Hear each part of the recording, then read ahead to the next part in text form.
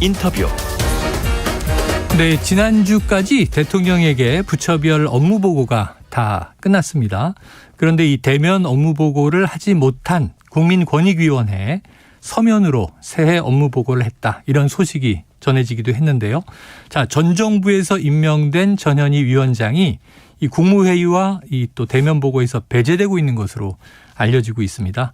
또 최근에 윤석열 정부의 첫 업무 평가 결과에서 C등급, 이른바 최하위 등급을 받아서 또 논란이 일고 있기도 한데요. 자, 오늘 전현희 국민권익위원장을 직접 모시고 관련된 여러 가지 자세한 이야기를 나눠보겠습니다.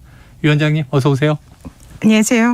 네, 지난번에 감사받을 때 한번 인터뷰가 있었고 네. 오랜만에 뵙는데 새해 복 많이 받으시고요. 네, 늦었지만. 우리 교수님도 새해 복 많이 네. 받으십시오. 자, 어떻게 시청자분도요. 아, 예, 청취자분들에게도. 네, 청취자분들. 예, 어떻게 지내고 계세요? 네, 뭐 열심히 씩씩하게 업무를 하고 있습니다. 네, 열심히 씩씩하게. 네. 자, 현재 국무회의에서 배제됐다. 아까 이제 말씀을 드렸는데 지난해 8월에 업무 보고에 이어서 지금 신년 업무 보고도 서면으로 하셨고요. 그러면 대통령실에서 대면 보고나 국무회의 참석을 거부하는 것인지 어떤 상황입니까? 네, 일단 신년 대통령께 대면 업무 보고하는 건 작년에 이어서 올해도 네. 배제가 됐고요. 예. 국무회의는 새 정부 들어서 계속적으로 참석이 배제가 되고 있습니다. 네, 네. 근데 권익위에서는 올해 업무 추진 계획에 대해서 국정과제와 함께 5대 핵심 추진 과제 등 굉장히 촘촘하게 네네. 권익위 업무 계획을 세웠고요. 예. 차질 없이 이행을 할 예정입니다. 예. 그래서 권익위는 업무는 차질 없이 이행이 되지만 대통령께서는 이 부처의 업무 보고를 받으셔서 직접 그 국정 현안을 조율하고 네. 또 전체적으로 관리 감독을 하시는 그런 입장에서는 당연히 부처의 업무에 대해서 파악을 하고 계셔야 되는데 네. 이 업무 보고를 받지 않음으로써 권익위라든지 방통위의 업무를 대통령과 대통령실이 알지 못하는 것은 아닌가. 네네. 그러면 오히려 국정에 차질을 빚지 않을까 하는 그런 네. 우려를 개인적으로 하고 있고요. 그래서 만약에 전임 정부에 임명된 기관장이기 때문에 보고를 받지 못하겠다라는 입장이시라면 저는 뭐 그는 사실은 이 국가의 공권력을 운용하는 입장에서는 그렇게 공과 사는 구분하셔야 될 것 같다는 생각은 네네. 하지만 정 싫다면 부위원장이나 다른 분들에게라도 네네. 권익의 업무를 보고 받으셔서 예. 권익의 업무를 파악을 하셔야 된다 이렇게 말씀을 드리고 싶고요. 네. 국무회의 참석도 마찬가지 차원입니다. 이 그냥 전임 정부에서 임명한 그런 기관장이라고 국무회에 오지 마라. 이거는 사실상 국가 공권력과 그 민주주의 법치주의 그런 원칙에 어긋나는 문제다 네. 생각하고요. 비록 마음에 들지는 않지만 같이 머리를 맞대고 국민과 국가를 위해서 일하는 것이 당연한 공직자의 자세다. 네. 이렇게 생각합니다. 그래서 일종의 왕따인데요.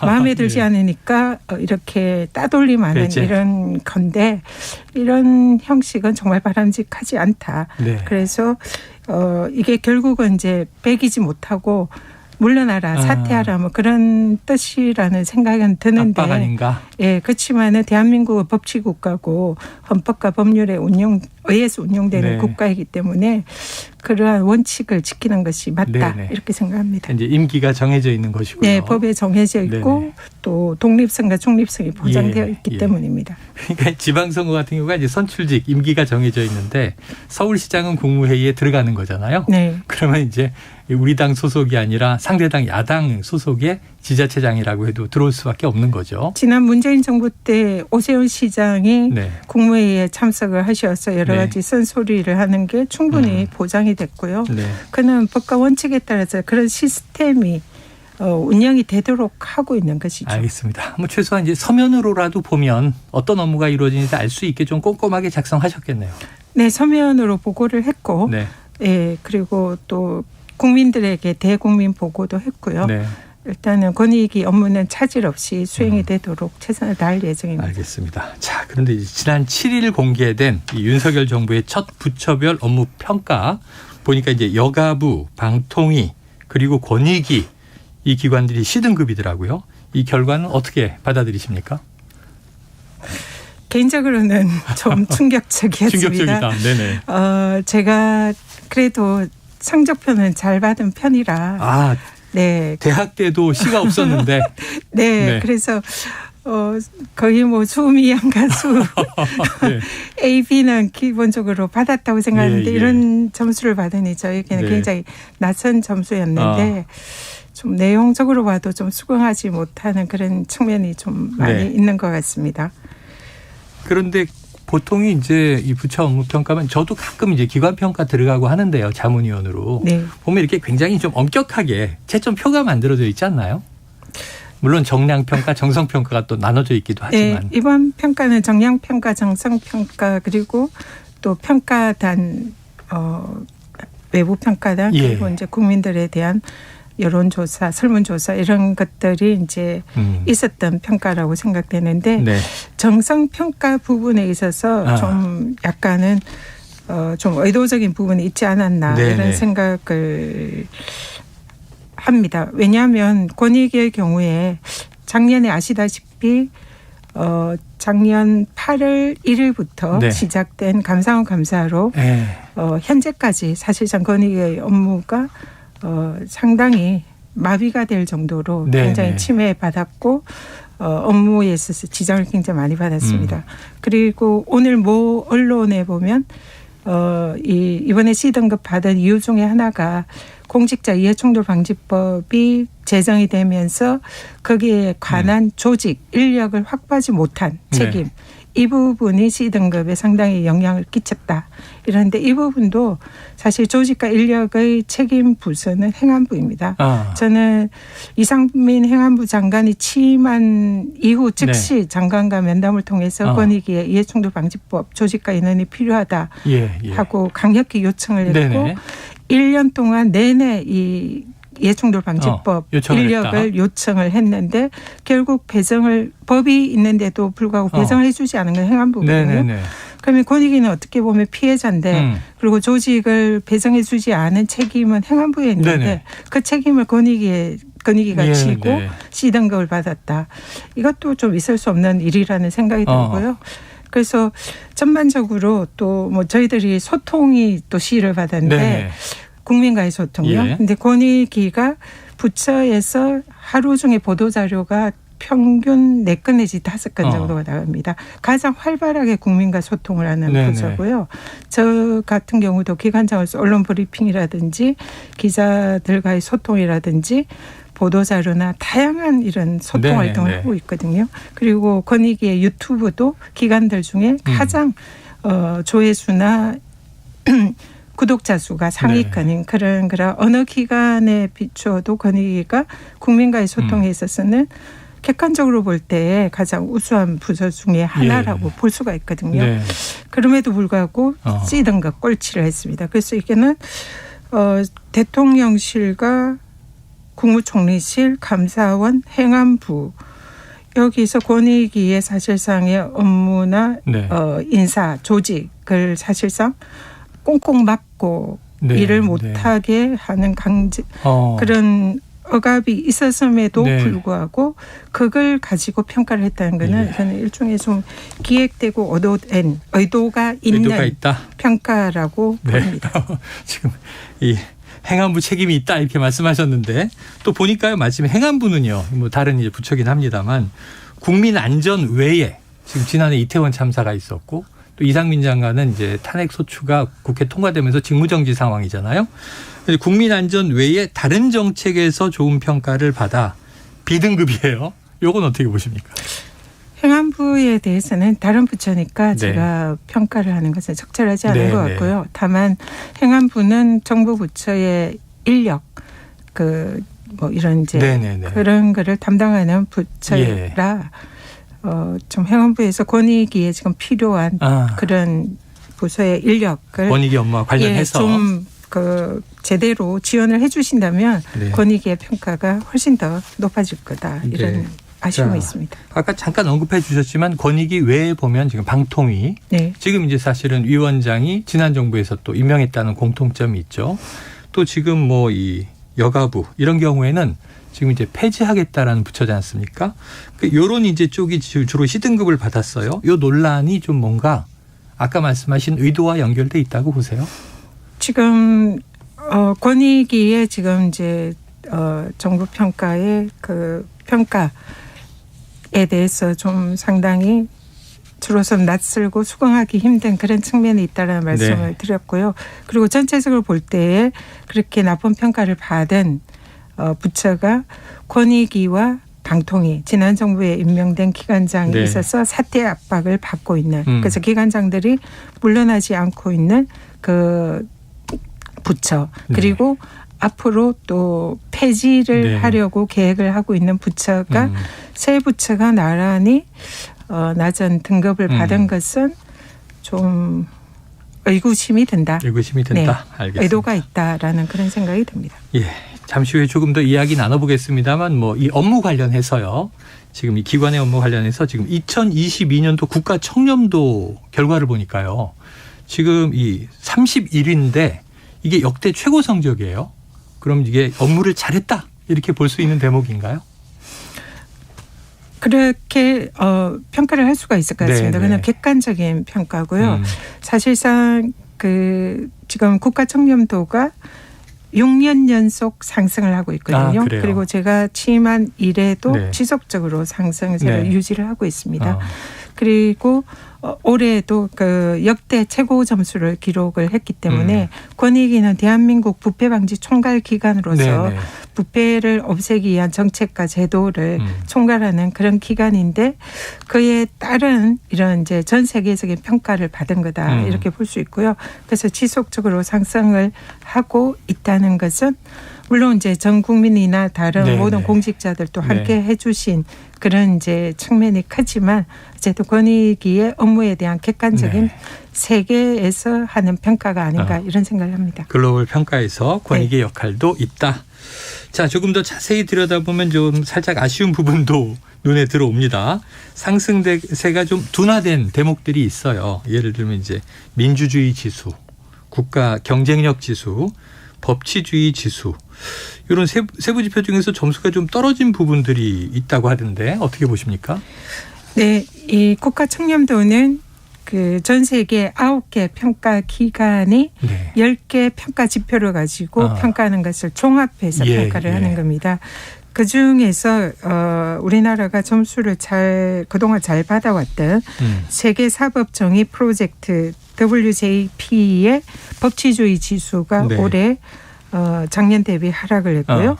그다음에 민주주의 지수가 작년 대비 4점이 하락을 했습니다. 그리고 국가 경쟁력 지수도 4점 하락을 했습니다. 그래서 사실상 이 법치주의 지수나 민주주의 지수, 국가 경쟁력 지수가 굉장히 큰 폭으로 하락함에 따라서 사실 올해 권익위의 국가 청렴도 목표는 20위권에 안정적으로 진입하는 것이 저희들의 목표였습니다. 그래서 이 점수들이 작년만큼 수준을 유지를 해줬다면 20위권 진입은 무난했을 거다 이런 생각이 드는데요. 이 부분이 좀 아쉽다. 기관장 입장에서는 굉장히 아쉽습니다. 네. 자, 그럼 이 결과를 바탕으로 이제 앞으로 우리는 계속 보완해 나가야 되잖아요. 그렇다면 어떤 부분에 대해서 또 어떤 개선이 필요하다고 보십니까?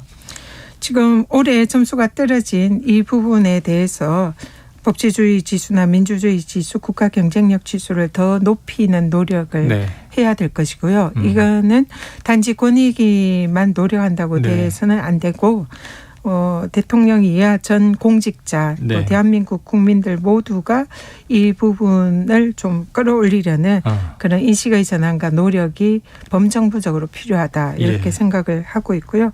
그리고 또 현재 작년에 이제 시행이 된 공직자 이해충돌 방지법이라든지 권익위의 부패 방지법이나 이런 부패 관련 법령들에 좀 더 법의 규범력을 더 강화하고 이 부분에 대해서 국민들에게 공직자와 국민들이 부패 방지나 청렴의 가치가 좀 더 내재화, 체화되는 것이 필요하다. 그래서 그를 위한 다양한 정책적 노력을 올해 권익위 신년 계획에 수립을 해서 좀 실천을 할 계획입니다. 그래요. 통상적으로 보면 국가별 부패 인식 지수 평가가 10월에 마무리된다고 들었습니다. 네. 자, 이번 결과에 이 기간에 문재인 정부와 윤석열 정부가 비슷하게 포함이 돼 있더라고요. 네. 기간이. 네. 이 비중을 따져보면 어떨까요?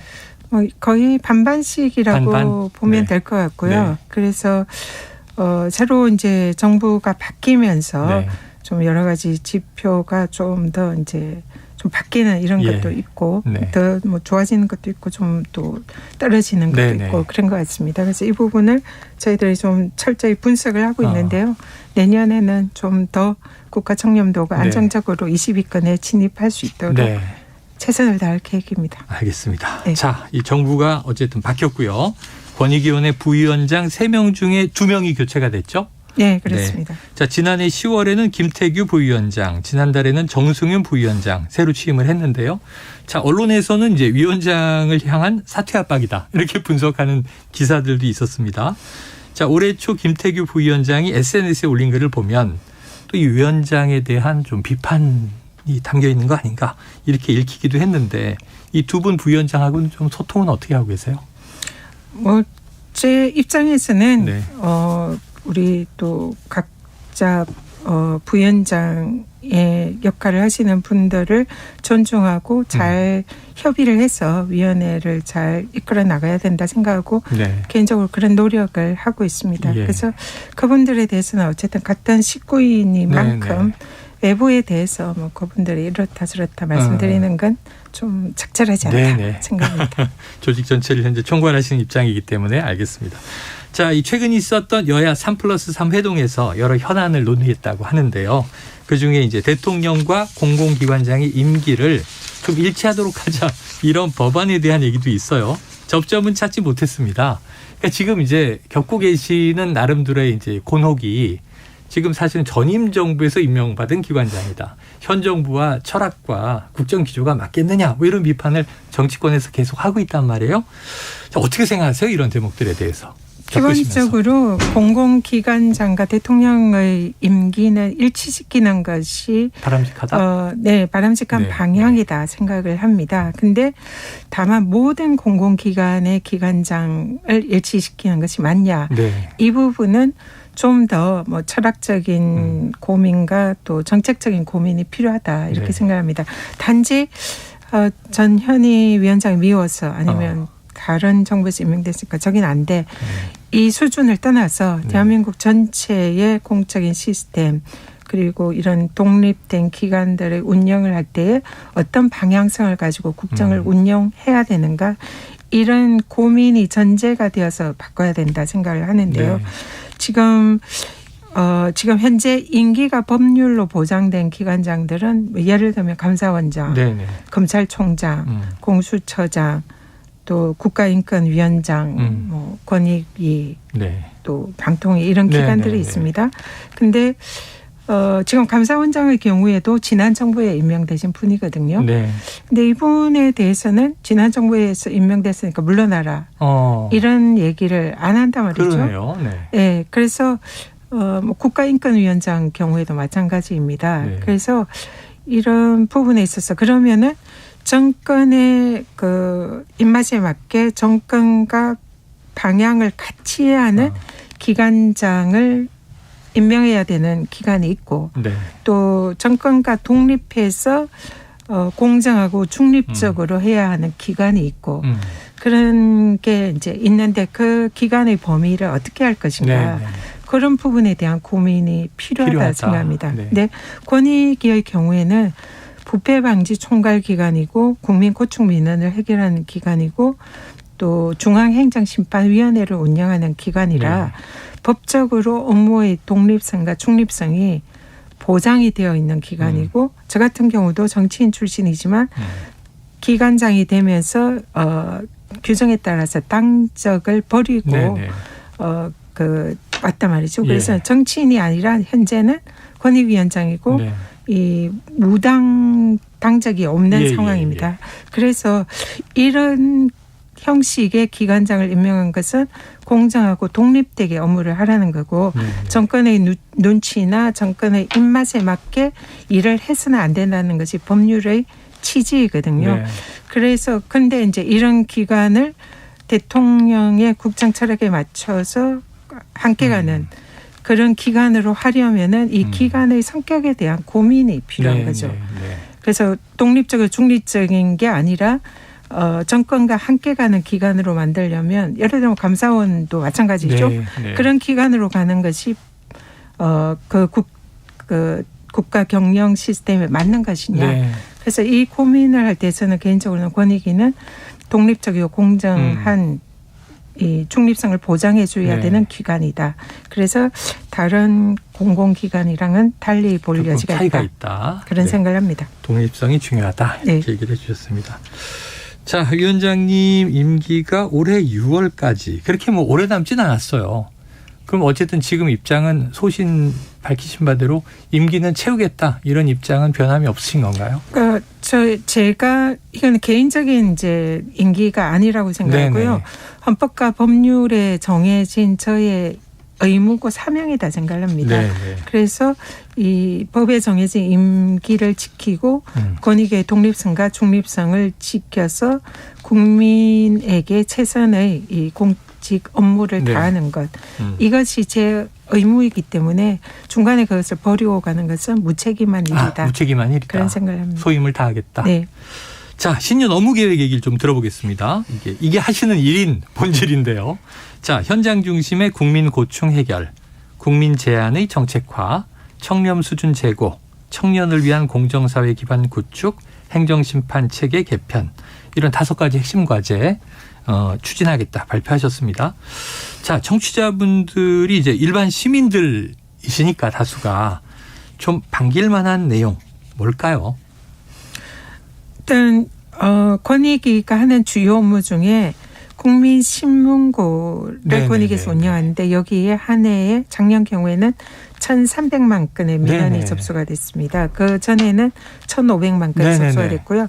이런 이제 접수된 민원을 그냥 허투루 보내지 않고 민원을 해결하는 한편 그 민원에 담겨져 있는 국민들의 불편과 불만을 빅데이터를 분석을 해서 지난번에 소개해 주셨죠. 네, 그 내용을 분석을 하는 것에 그치지 않고 근본적으로 그런 불만이 생기지 않도록 제도 개선을 하는 부서가 권익위입니다. 그래서 올해는 이 민원 빅데이터 분석을 통한 국민들의 불편을 해소하는 제도 개선을 보다 더 저희들 인력이나 역량을 집중해서 철저히 할 예정이고요. 그래서 가장 우선되는 것은 국민들의 고충과 민원을 해결하는 역할 그리고 근본적으로 불편이 생기지 않도록 제도 개선하는 역할에 최선을 다할 생각이고요. 최근에 그 공정과 상식이 지금 윤석열 정부의 이제 국정 철학이잖아요. 사실 우리 MZ 젊은 세대들이 이런 이제 불공정이나 이런 부분에 대해서 굉장히 많은 불만을 쏟아내고 있습니다. 특히 그런 게 채용이나 인사에 있어서 그런 게 또 두드러지거든요. 그래서 올해 이제 저희들이 채용 비리 이런 그 적발하는 센터를 저희들 기관 내에 둬서 이 공직 사회의 채용 비리가 자리 잡을 수 없도록 적발하고 또 처리하고 또 아예 그런 불공정한 채용 인사가 없도록 또 근본적인 지침 개정이나 제도 개선 이런 부분을 중점적으로 하려고 하고 있습니다. 그리고 중앙행정심판위원회도 보다 국민들에게 다가가는 그런 행정심판을 위해서 보다 손쉽게 행정심판할 수 있는 이지, 쉬운 행정심판 그런 디지털 플랫폼 구축을 하고 또 인용률을 높여서 국민들의 불편, 불만, 민원을 더 적극적으로 해결해 주려는 그런 다양한 계획을 수립하고 있습니다. 알겠습니다. 여러 가지 어려움이 있으시겠지만 업무는 그래도 국민을 위해서 잘 추진되길 기대해 봅니다. 아무리 어려운 일이 있어도 국민들을 위한 권익위의 길은 멈추지 않는다. 저희들은 최선을 다할 예정입니다. 알겠습니다. 오늘 이야기는 말씀은 여기까지 듣겠습니다. 감사합니다. 고맙습니다. 지금까지 전현희 국민권익위원장과 이야기 나눴습니다.